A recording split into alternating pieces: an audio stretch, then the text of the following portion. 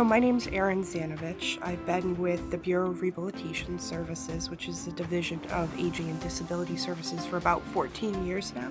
So I help individuals that have a diagnosis or disability with entering and maintaining employment. A lot of the folks that come to me haven't worked in a long time, and I'm here to help them figure out what might make sense for them in terms of employment.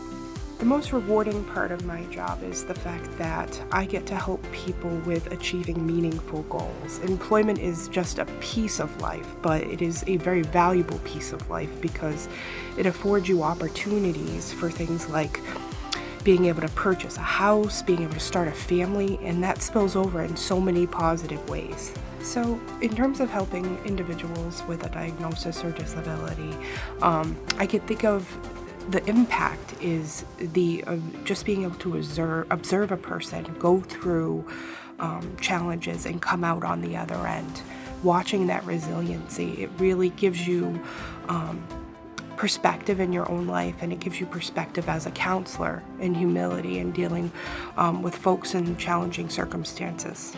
So one of the nice things about working in vocational rehabilitation that's different from like the mental health counseling field or some of the other specialties is that it's very tangible. So in terms of watching people attain skills or growth, you can have a direct impact on their lives. Whereas in some of the other professions, you're not often able to jump in and remediate any of the concerns the person is having. Whereas with vocational rehabilitation, you can really do that. You can pay for services to help someone alleviate a barrier, where in other fields you can't necessarily do that. And on top of that, you get to see the direct impact. You get to see the confidence build. You also get the opportunity to see someone graduate from college, or you get the opportunity to see them finish up their trade school.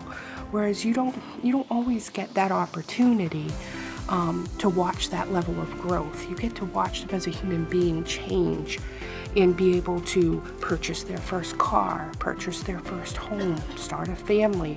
Those are all meaningful life activities to some of the folks that I work with. So being able to watch that over time and know you've had a part in that somewhere along the way, you can't replace that feeling. That is a huge aspect of why I got into the field. I wanted something tangible where I could really impact and see it.